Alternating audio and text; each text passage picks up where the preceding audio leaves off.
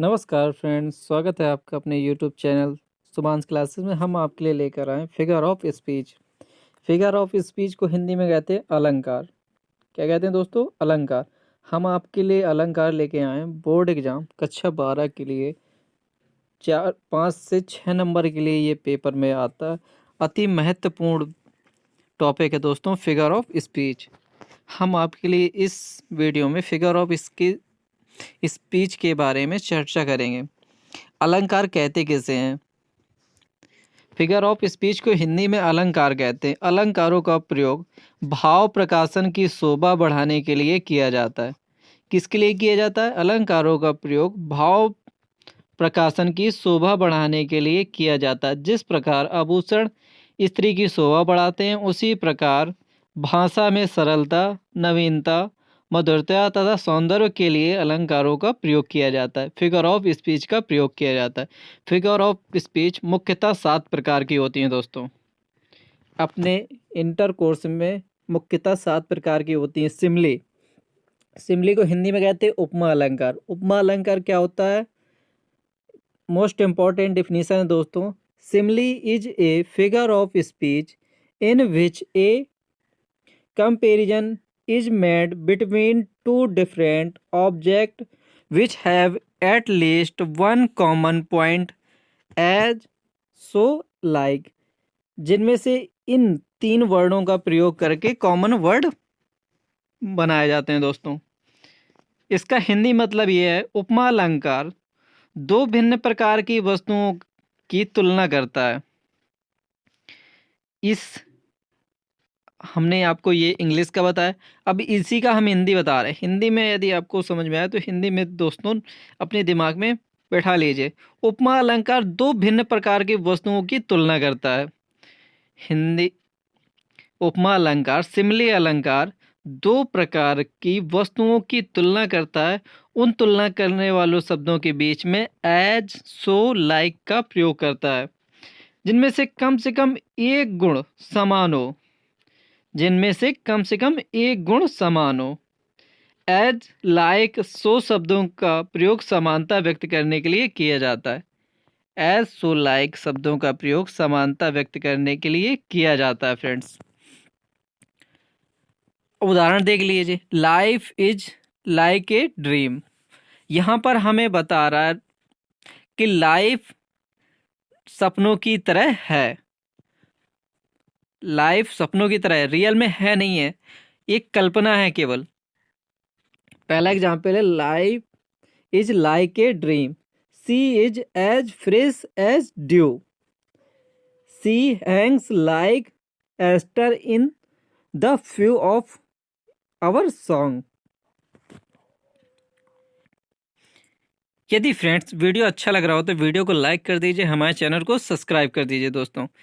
सिमली अलंकार में मुख्यतः एस, सो, लाइक शब्दों का प्रयोग 2 या 2 से भिन्न वस्तुओं की तुलना करने में इसका प्रयोग किया जाता है। सेकेंड है दोस्तों, सेकेंड अलंकार है मेटाफोर। मेटाफोर अलंकार को हिंदी में कहते हैं रूपक अलंकार। A metaphor is a figure of speech in which a comparison is made between 2 different object without using as, so, like. इसमें इस अलंकार में दोस्तों रूपक में तुलना की जाने वाली बातों को एक ही मान लिया जाता है। रूपक अलंकार में तुलना की जाने वाली बातों को एक ही मान लिया जाता है तथा तुलना प्रकट करने वाले शब्द एज, लाइक अथवा सो का प्रयोग नहीं किया जाता। इसमें तुलना करने वाले चीज को ही एक ही मान लिया जाता है। मेटाफोर में क्या होता है? तुलना करने वाली वस्तु को एक ही मान लिया जाता है। A metaphor is a figure of speech in which a comparison is made between 2 different object without using as, so, like. इनमें एज, सो, लाइक का प्रयोग नहीं किया जाता है। इनमें तुलना करने वाली वस्तुओं को ही एक मान लिया जाता है। एग्जाम्पल मोस्ट इंपॉर्टेंट होते हैं दोस्तों समझने के लिए। पहला एग्जाम्पल है लाइफ इज ए ड्रीम, क्या मान लिया, जिंदगी हमारी एक सपना है। Life is not a bed of roses, life is but A walking shut down. यदि दोस्तों वीडियो अच्छा लग रहा हो तो वीडियो को लाइक कर दीजिए, चैनल को सब्सक्राइब कर दीजिए। मोस्ट इम्पॉर्टेंट आपके लिए अलंकार हैं दोस्तों, पार्ट ऑफ स्पीच आपके पेपर में अवश्य आएंगे दोस्तों, 2 या 1 ये अवश्य आएगा। 5 नंबर का आपके पेपर में आएगा पार्ट ऑफ स्पीच। आपसे पार्ट ऑफ स्पीच के प्रकार पूछ सकता है और किसी एक पार्ट ऑफ स्पीच के बारे में डेफिनेशन उसका 1 या 2 एग्जाम्पल पूछ सकता है दोस्तों। पर्सोनिफिकेशन, पर्सोनिफिकेशन मानवीकरण, तीसरा पार्ट ऑफ स्पीच है दोस्तों पर्सोनिफिकेशन। पर्सोनिफिकेशन को क्या कहते हैं हिंदी? मानवीकरण। Personification is a figure of speech in which lifeless objects and abstract ideas are thought of as living being. Personification is a figure of speech in which lifeless objects and abstract ideas are thought of as living being.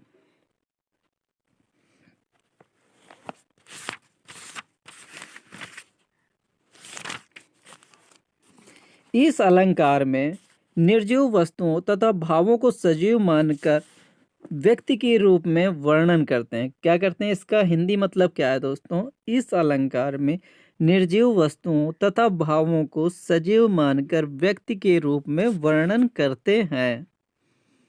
क्या करते हैं? इसमें निर्जीव वस्तुओं तथा भावों को, निर्जीव वस्तुओं तथा भावों को सजीव मानकर व्यक्ति के रूप में वर्णन करते हैं। एग्जाम्पल है दोस्तों love is blind, a lie has no legs. यदि वीडियो अच्छा लगा हो तो वीडियो को लाइक कर दीजिएगा दोस्तों, हमारे चैनल को सब्सक्राइब कर दीजिएगा, बेल आइकन को ऑन कर दीजिएगा, जिससे हमारे वीडियो की नोटिफिकेशन आपको सबसे पहले मिलती रहे।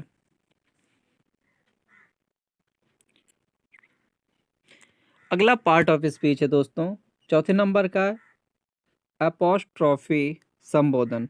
एपोस्ट्रॉफी मीन्स क्या होता है हिंदी में? संबोधन। Apostrophe is a direct address to dead to the absent object or ideas. क्या होता है मतलब दोस्तों इसका? A apostrophe is a direct address to the dead to a absent object or ideas. इसका क्या होता है दोस्तों? संबोधन होता है। अब एपोस्ट्रॉफी वह अलंकार है जिसमें मृत, जिसमें क्या दोस्तों? मृत, अनुपस्थित या मानवीकरण किए हुए पदार्थों या विचार को संबोधन किया जाता है। इसमें क्या होता है दोस्तों? इसमें मृत, अनुपस्थित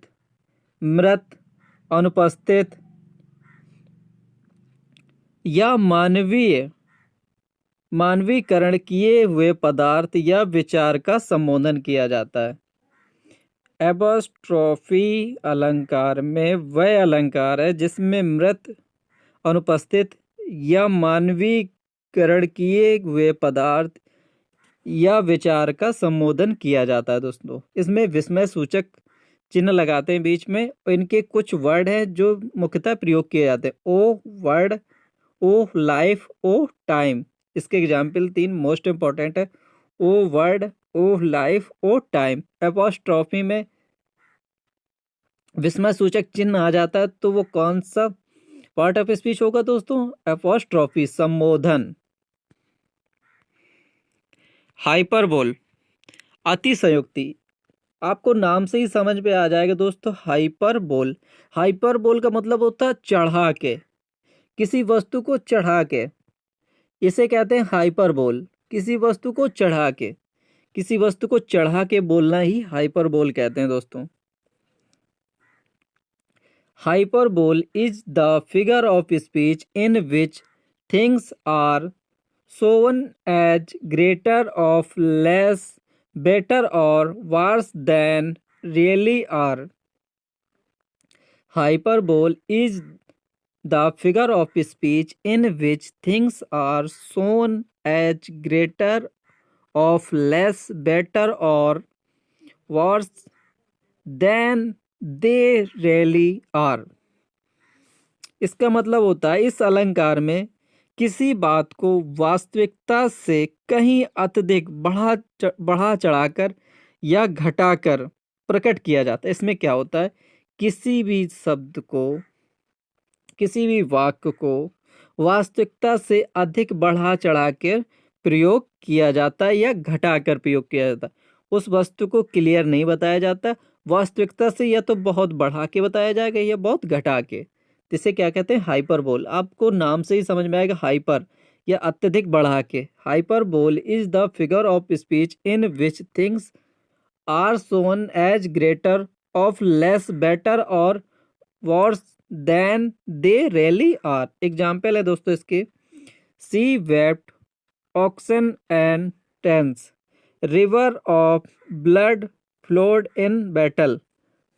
देखो कितना बड़ा चढ़ा के बताया गया दोस्तों, खून की नदियां बहती थीं। तो ये बहुत बढ़ा चढ़ा के बोलने को ही हम हाइपरबोल कहते हैं। अगला है दोस्तों पार्ट ऑफ स्पीच का पार्ट, छठवां पार्ट, ऑक्सीमोरन। ऑक्सीमोरन क्या होता है, विरोधाभास। ऑक्सीमोरन की हिंदी होती है विरोधाभास। Oxymoron is the figure of speech two opposite qualities are put together. इस अलंकार में एक ही वस्तु में दो परस्पर विरोधी गुणों को दिखाया जाता है। विरोधाभास अलंकार में, इस अलंकार में एक ही वस्तु में दो परस्पर विरोधी गुणों को दिखाया जाता है। किसमें, ऑक्सीमोरन में, विरोधाभास में। इस अलंकार में इस एक ही वस्तु में दो परस्पर विरोधी गुणों को दिखाया जाता है। Oxymoron is a figure of speech two opposite qualities are put together. Example most important होते हैं दोस्तों, एग्जाम्पल से ही हम पार्ट ऑफ स्पीच को समझ सकते हैं अच्छे से। Life is better sweet, he was feeling sweet pain. दो गुण दिखा रहा है, उसे दर्द भी हो रहा है, और कैसा दर्द हो रहा है, मीठा दर्द। तो मीठा दर्द नहीं होता दोस्तों, इसमें कितना विरोधाभास क्या है, ऑक्सीमोरन पार्ट ऑफ स्पीच है दोस्तों। लास्ट पार्ट ऑफ स्पीच है दोस्तों ओनोमोटोपिया। 7 है ओनोमोटोपिया, ध्वनि सूचक। Onomatopoeia is the figure of speech in which the sound suggests its mean। इस अलंकार में शब्द की आवाज में अर्थ का बोध होता है। साधारणतः भिन्न भिन्न पक्षियों, जानवरों, वस्तुओं की ध्वनि के लिए अंग्रेजी में भिन्न भिन्न शब्दों का प्रयोग किया जाता है। इन शब्दों में संबंधित ध्वनि को जाना जा सकता है दोस्तों। इसमें साधारणतः भिन्न भिन्न पशुओं, पक्षियों की आवाज को, ध्वनि को अंग्रेजी में भिन्न भिन्न शब्दों का प्रयोग किया जाता है। ओनोमोटोपिया ध्वनि सूचक, इसमें ध्वनि का बोध होता है दोस्तों। Onomatopoeia is figure of speech in which the sound suggest it's mean. Example है दोस्तों, द कैट म्याओ। क्या है दोस्तों, द कैट म्याओ। कैट कैसे बोलती है, म्याओ। यदि वीडियो अच्छा लगा हो दोस्तों, इस वीडियो को लाइक कर दीजिए, हमारे चैनल को सब्सक्राइब कर दीजिए। हम आपके लिए ऐसे ही बोर्ड एग्जाम से रिलेटेड मोस्ट इंपॉर्टेंट टॉपिक ही लेकर आ रहे हैं दोस्तों। यदि वीडियो अच्छा लगा हो तो लाइक कर दीजिए, हमारे चैनल को सब्सक्राइब कर दीजिए। हम हाई स्कूल और इंटर की सभी रिवीजन क्लासेस लेकर आ रहे हैं। धन्यवाद दोस्तों।